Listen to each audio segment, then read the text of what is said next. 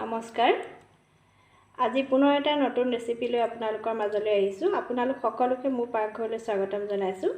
আজি মই বনাবলৈ লৈছোঁ পনীৰ। মই পনীৰ বনাবৰ কাৰণে লৈছোঁ গৰু গাখীৰ 1 লিটাৰ। এইখিনি ঘৰৰে গাখীৰ আৰু নেমু লৈছোঁ 1 চিপ, অকণমান ডাঙৰকৈ লৈছোঁ। এতিয়া মই গাখীৰখিনি প্ৰথমে গেছত চচপেনত গৰম কৰিম অলপ সময়। এতিয়া মই গেছত গাখীৰখিনি গৰম কৰিবলৈ লৈছোঁ।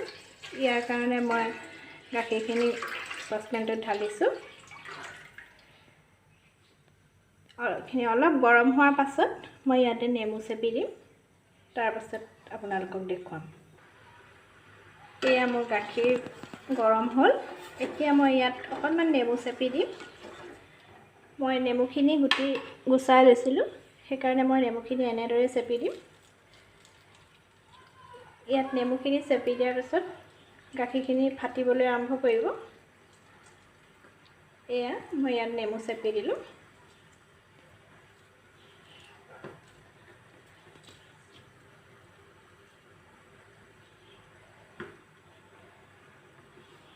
এতিয়া মই এইখিনি ভালদৰে লৰাই দিম।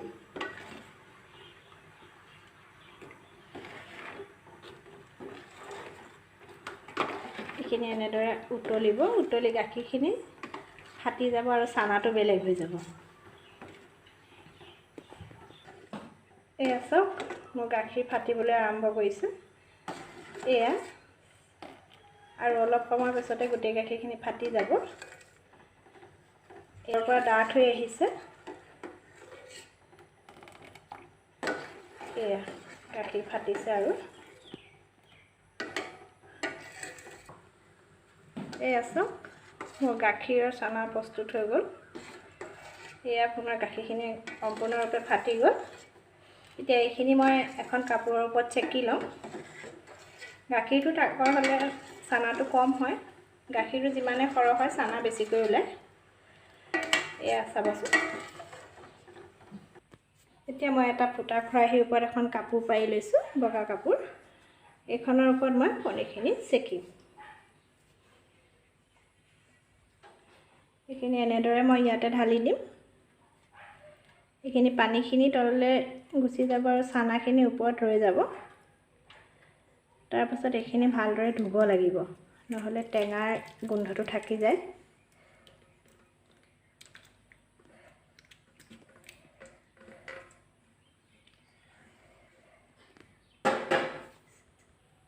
এইখিনি মোৰ চেকা হৈ গ'ল। এতিয়া এইখিনি মই ভালদৰে ধুব লাগিব। এইখিনি ওলালে গাখীৰৰ পানীখিনি। এইখিনি মই ভালদৰে থৈ দিম। এইখিনি আপোনালোকে গৰমত নিমখ চেনি ব্যৱহাৰ কৰি খাব পাৰে।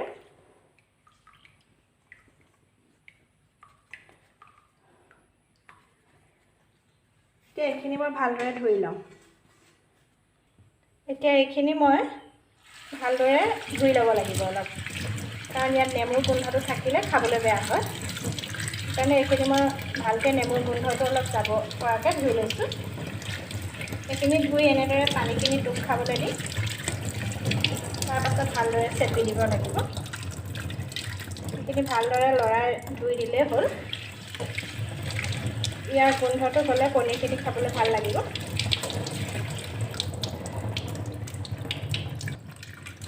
চাওক, পানীখিনি নিজে নিজে টোপ খাইছে। সেইখিনি ধোৱা হ'ল। এতিয়া মই এইখিনি ভালদৰে চেপি দিম।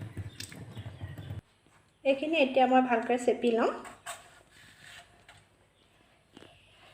এইখিনি এনেদৰে ভালকৈ গাখীৰৰ পানীটো ওলাই যোৱাকৈ চেপি পেলাব লাগিব। এনেদৰে চেপি আপোনালোকে 2 ঘণ্টা বা 3 ঘণ্টা সময় ফ্ৰিজত ৰাখিলেই হ'ল। তাৰপাছত পনীৰখিনি কাটিব পৰা হ'ব। হৈ গ'ল। গাখীৰৰ পৰা পানীখিনি প্ৰায় ওলাই আদায় হৈ গৈছে।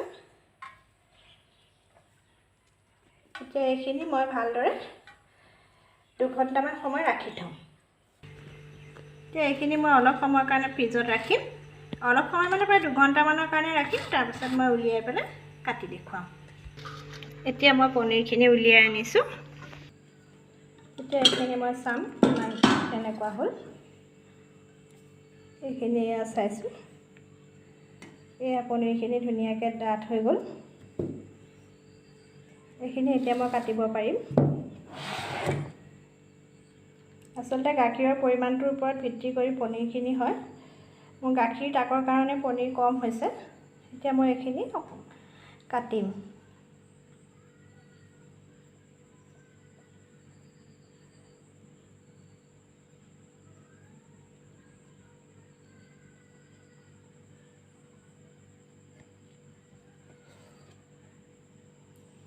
চাওক কিমান ধুনীয়া হৈছে।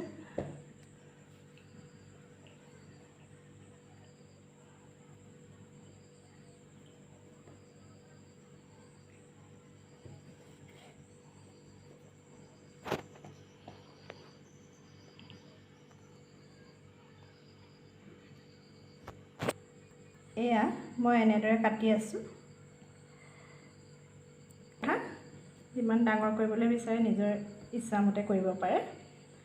এইখিনিতে আপোনালোকলৈ এটা ৰিকুৱেষ্ট, যদি ভিডিঅ'টো চাই ভাল লাগে তেতিয়াহ'লে লাইক কৰিব, শ্বেয়াৰ কৰিব আৰু চেনেলটো ছাবস্ক্ৰাইব কৰিব। ঘৰতে পনীৰ বনাই আপোনালোকে খাব পাৰে। গাখীৰ সৰহকৈ থাকিলে সৰহকৈ বনাব পাৰে আৰু গাখীৰ কম হ'লে পনীৰটো তাকৰ হয়, কিন্তু ঘৰুৱা গাখীৰে বনোৱা পনীৰখিনি খাবলৈ ভাল লাগে। এয়া মোৰ ধুনীয়াকৈ ভগা নাই আৰু বহুত সফ্ট হৈছে। এনেদৰে মই গোটেইখিনি পনীৰ কাটি ল'ম।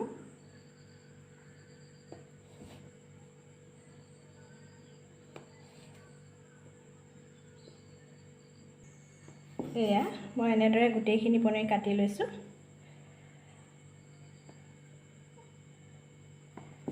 এয়া কটা পাই হৈ গ'ল।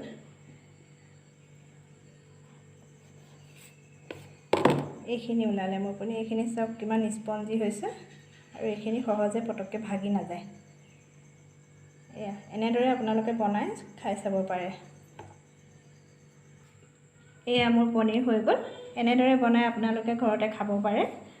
এইখিনি মই অলপ ডাঙৰ ডাঙৰকৈ ৰাখিছোঁ, প্ৰয়োজন হ'লে সৰুকৈও ল'ব পাৰি, কিন্তু ঘৰতে খাবৰ বাবে ডাঙৰ কৰি ৰাখি দিছোঁ। এয়া এনেদৰে বনাই পেলাই আপোনালোকে সকলোৱে পৰিৱেশন কৰিব পাৰিব। ভিডিঅ'টো চোৱাৰ বাবে ধন্যবাদ থাকিল।